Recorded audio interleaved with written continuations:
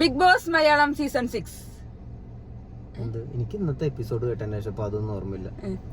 എല്ലാവർക്കും സായിസ് ഫാമിലി വ്ലോഗിലേക്ക് സ്വാഗതം. അങ്ങനെ ഞങ്ങൾ പുതിയ ചാനലിന്റെ പേര് മാറ്റുകയാണ്, സായി കൃഷ്ണൻസ് ഫാമിലി വ്ലോഗ്. ഞങ്ങൾ കേട്ടുകൊണ്ടിരിക്കുന്ന എല്ലാവരുടെയും പാതാരബന്ധങ്ങൾ തൊട്ട് നമസ്കരിച്ചുകൊണ്ട് ഞങ്ങൾ ഇന്നത്തെ എപ്പിസോഡ് സ്റ്റാർട്ട് ചെയ്യാണ്. ഞങ്ങൾക്ക് ഇനി സീക്രട്ട് ഏജന്റ് ഇല്ല, ഞങ്ങൾക്ക് ഇനി സായി കൃഷ്ണനേ ഉള്ളൂ.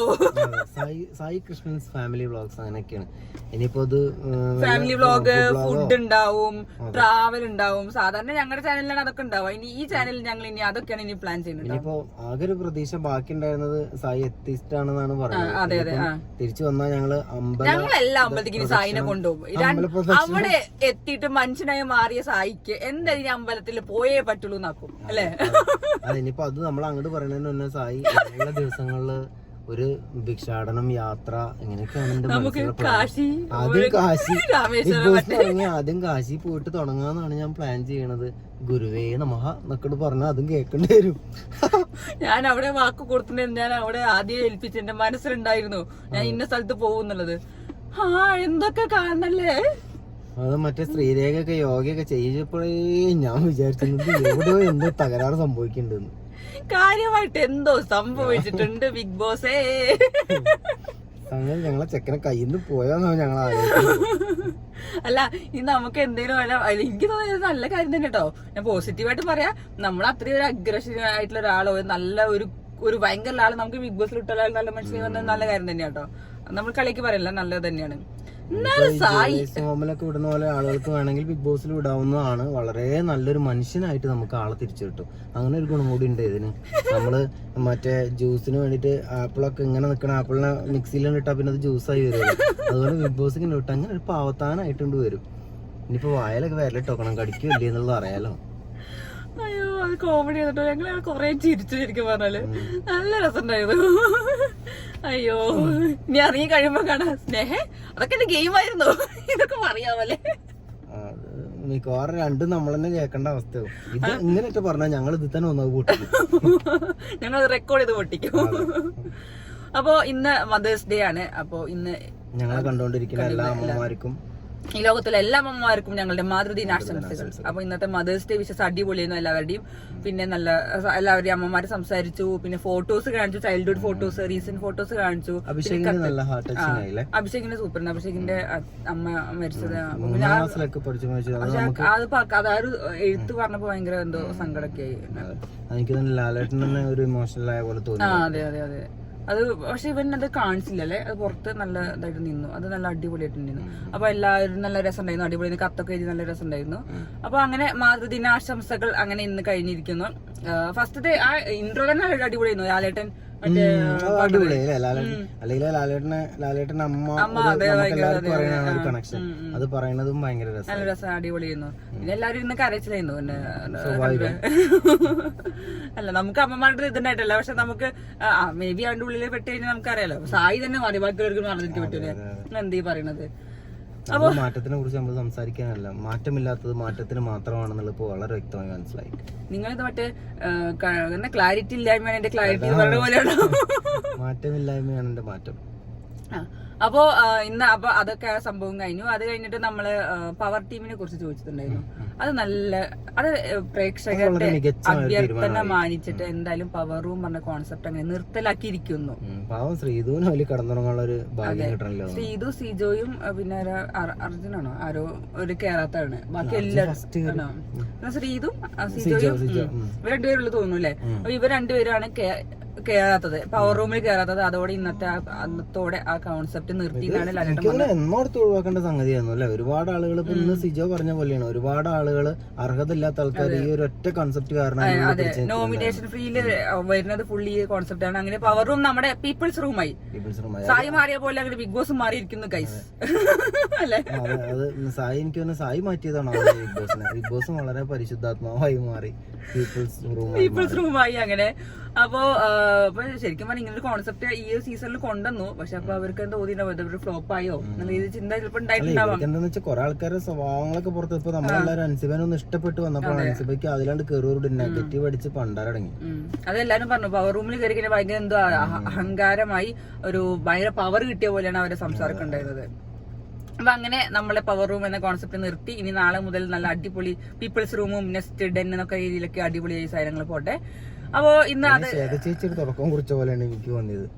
പവർ റൂമിൽ കയറാൻ പാടില്ലാത്ത ഒരാള് കയറി പവർ റൂമിൽ ഇപ്പൊ ചേച്ചിനും എല്ലാരും പറയല്ലേ തുടക്കം. അപ്പൊ അത് എല്ലാവരും നല്ല കറക്റ്റ് അഭിപ്രായം പറഞ്ഞു. പവർ റൂമിനെ കുറിച്ചുള്ള കാര്യങ്ങൾ പറഞ്ഞു. അഹങ്കാരം കൂടും, എന്തോ പവർ കിട്ടിയ പോലെയാണ്. നോമിനേഷൻ ഫ്രീ എന്ന ഒറ്റ ഉദ്ദേശത്തിലാണ് പോകണമെന്നില്ല. പിന്നെ ഈഗോ മറ്റേത് പ്രശ്നങ്ങളൊക്കെ എല്ലാവർക്കും സംസാരം കേട്ടിട്ടുണ്ടെങ്കിൽ കഴിഞ്ഞ ആഴ്ച നമ്മളൊക്കെയാണ് അതിനുള്ളിൽ പോയി പ്രശ്നം അൻസിബ എന്തൊരു അച്ചടക്കും അല്ല അച്ചടക്കോ ഒതുക്കോ രീതിയിൽ എന്തൊരു രീതിയിൽ സംസാരിക്കണം എനിക്ക് മനസ്സിലാവാത്തത്. നമ്മളൊക്കെ പരമാവധി അങ്ങനെ തന്നെ ആവുമെന്ന് എനിക്കല്ല. പക്ഷെ നമ്മളൊക്കെ കാണുമ്പോണ്ടല്ലോ കറക്റ്റ് അതേപോലെ സംസാരിക്കുന്ന പോലെ ഉണ്ടായില്ലേ, നല്ല അടക്കോ ഒതുക്കുള്ളൊരു കുട്ടി. പെട്ടെന്നാണ് മാറിയത്. ഇന്നലെ വരെ രാജാവായി നടന്ന ആള് പെട്ടെന്ന് ഒതുങ്ങി വളരെ ഡീസന്റ് ആയി. ഇതാർതാ സിനിമന്റെ എന്താണ്.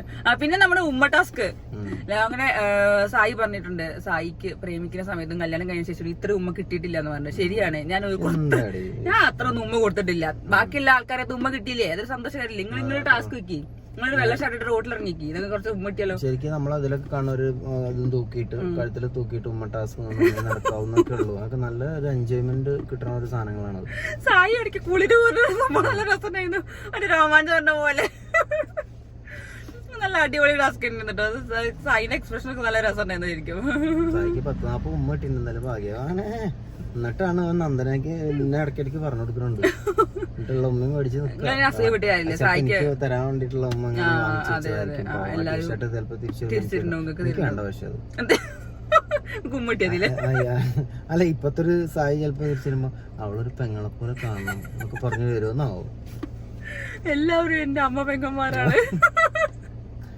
എന്നെ എന്താണ് അവര് സ്നേഹി കുട്ടി ഇങ്ങോട്ട് വരൂ. നമ്മള് ഇതിനു മുന്നേ എന്തൊക്കെ ചാനലിൽ അടി വഴക്കൊക്കെ കൂടി സ്നേഹി ഉണ്ടായിരുന്നു. ഞാൻ പറയട്ടെ, ഇത് കേൾക്കൂ. എന്തൊക്കെ കാണലും വീഡിയോ റിയാക്ഷൻ ചെയ്യാ എനിക്ക് വയ്യ. അതൊക്കെ രാവിലെ ചിലപ്പോ വരുമ്പോണ്ടാവും ഈ വല്ല എന്തെങ്കിലും വല്ല കൊതുകൊക്കെ കടിക്കാന്ന് വെച്ചിട്ട് കാലൊന്ന് കുടയുമ്പോ നോക്കിക്കൊണ്ട് ചിലപ്പോ ഉണ്ടാവും ഇവൻ രാവിലെ കാലിലൊക്കെ തൊട്ട് വിളിച്ച് സ്നേഹ ചായ എന്നൊക്കെ പറഞ്ഞു. ഞാൻ മാറിയതാണ്. എനിക്ക് ചായല്ലേ ചായ ഗ്ലാസ്സൊക്കെ പിടിച്ചിങ്ങനെ നിൽക്കുന്നു.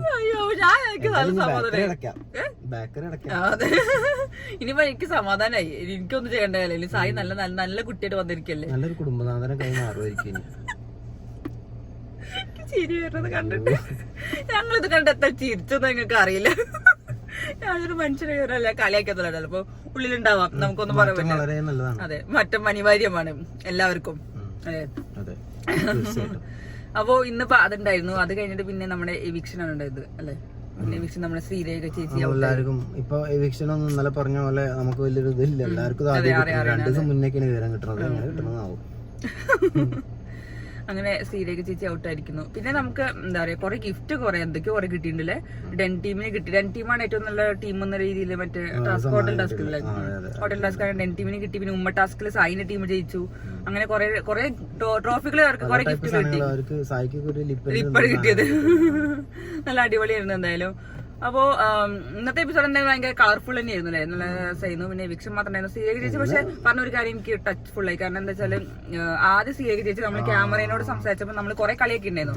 അതായത് എനിക്കിവിടെ ആരോടും സംസാരിക്കില്ല, ഇപ്പൊ എനിക്ക് വേണ്ടി കരയാൻ പറയുന്നുണ്ട്. അത് ഭയങ്കര ഇതായിരുന്നു. പിന്നെ സായി അവിടെ ഡയമണ്ട് ഞാൻ ചേച്ചിക്ക് തരാൻ വേണ്ടി വെച്ചതാണെന്നൊക്കെ രീതിയിൽ പറഞ്ഞു. എന്റെ ശ്രീരേഖ ചേച്ചി പറഞ്ഞു കൊടുക്കരുതെന്ന് പറഞ്ഞിട്ടുണ്ട്. കൊടുക്കോ ഇല്ലേ എനിക്ക് കണ്ടറിയണം. ഇനി ആർക്കും കൊടുക്കോ മിക്കവാറും അത് എനിക്ക് ഇനി മറ്റേ നമ്മളവർക്ക് കൊടുക്കുന്നാവും. അല്ല ഇനിയിപ്പോ നാളത്തെ പ്രൊമോ കാണിച്ചു. നാളത്തെ പ്രൊമോയില് 2 പേര് അവിടെ പരസ്പരം സംസാരിച്ചിരുന്നിട്ട് ഇത് കൊടുക്കാനാണ്. വലിയ വഴക്ക് അതിന് ചാൻസ് ഉണ്ട് അല്ലെ, ഒരു തുടക്കാണ്. പിന്നെ അപ്സരന്റെ കൃഷിന്റെ കാര്യത്തിൽ പേടിക്കല്ല, ആദ്യം തല്ലുമുടി. ജാസ്മിൻ ആരാ കിട്ടിയത്? ജാസ്മിൻ എനിക്കറിയില്ല കേട്ടോ, ഓർമ്മയില്ല. പിന്നെ സായി നന്ദനെയാണ്. സായി പറയും ഞാൻ നോമിനേഷനിൽ പോയിക്കോളാം. സായി കൂളായിട്ട് പറയും, കാരണം ഞാനൊരു പുതിയ മനുഷ്യനാണല്ലോ. അതെ. അല്ല പിന്നെ നന്ദന ക്യാപ്റ്റനാണ്. നന്ദന ക്യാപ്റ്റൻസിനെ കുറിച്ച് പറഞ്ഞിട്ടുണ്ട്. 2 ദിവസം നല്ല അടിപൊളിയായിട്ട് ചെയ്തിട്ടുണ്ട്. അത് താൽക്കാലികമായിട്ട് ഏറ്റെടുത്ത ചാർജ് ആണെങ്കിലും അത് നന്നായി കൈകാര്യം ചെയ്തിട്ടുണ്ടായിരുന്നു. താൽക്കാലിക അത് എന്തോ ഋഷി ജയിലിൽ കിടന്ന സമയത്താണല്ലോ ക്യാപ്റ്റൻസി നോക്കിയത് അവള്. അല്ല നന്ദന ടാസ്കിൽ ജയിച്ചില്ലേ? അത് ഇന്ന് നോക്കിയത് നല്ല അടിപൊളിയായിരുന്നു. സീരയ്ക്ക് ചോറ് വാരി കൊടുത്തൊക്കെ നല്ലതായിരുന്നു. പിന്നെ ജിൻഡോ ഒന്ന് കരഞ്ഞു. അല്ല സീരയ്ക്ക് ചേച്ചി പോകുമ്പോ നമുക്ക് തോന്നുന്ന കാര്യം നമ്മൾ പറയണത്. നമ്മൾ പുറമെയുള്ള കാണുന്ന പോലെ അല്ലോ അകത്ത്. എന്തായാലും എന്താ അറിയില്ല, കുറെ കരച്ചിലുകളും നമുക്ക് സത്യസന്ധമായിട്ടൊന്നും തോന്നാറില്ല. ആര് പോലും കരയുന്ന ഒരു അവസ്ഥ ഉണ്ട്. ചിലപ്പോൾ പറയാൻ പറ്റില്ല, നമ്മള് ആളുകൾ ഇങ്ങനെ ചുരുങ്ങി ചുരുങ്ങി വരുമ്പോൾ നമുക്ക് ഇനിയിപ്പോ എത്ര ദേഷ്യമാണെങ്കിലും നമ്മളെ കൂട്ടത്തിൽ ഒരാൾ പോകുമ്പോൾ ഒരു വിഷമായിരിക്കും. കാരണം ഇതിന് ലൈഫിൽ ഒരിക്കലും ഇല്ലല്ലോ. കഴിഞ്ഞപ്പോ നമ്മളെ ഗബ്രീന്റെ ഒരു ഇന്റർവ്യൂ കഴിഞ്ഞ ദിവസം കണ്ടു. അപ്പൊ ഗബ്രി പറഞ്ഞിട്ട് ഇനി ഒരിക്കലും ഇല്ലല്ലോ ജാസ്മിന്റെ കൂടെ എനിക്ക് പഴയ പോലെ ഇരിക്കണം എന്ന് വെച്ച് നടക്കാതെ. ഗബ്രി പറഞ്ഞത് ശരിയാണ്. ജാസ്മിന്റെ കൂടെ അല്ല ആരെ കൂടെ ആണെങ്കിലും ഇനി അവരുടെ ലൈഫിൽ ഇല്ലല്ലോ. ലാലേട്ടനെ മുന്നിൽ പോലും ഇങ്ങനെ പോയിരിക്കാൻ പറ്റുമോ? ഇനിയിപ്പോ ഈ കാണുന്ന ആൾക്കാർക്കാണെങ്കിൽ ലാലേട്ടനൊന്ന് കാണണമെന്ന് വെച്ചാലൊന്നും നടക്കുന്നില്ലല്ലോ. അപ്പൊ അവരൊക്കെ ലൈഫിൽ കിട്ടിയ ഓരോ ഭാഗ്യങ്ങളാണ്. അതെ, അപ്പൊ ഇതെന്തായാലും അടിപൊളിയായി. ഇനി നമ്മള് നാളത്തെ ലൈവ് അപ്ഡേറ്റിലേക്ക് ഉച്ചയിലേക്ക് പോകല്ലേ, അതൊക്കെ വേണം. ടാറ്റ.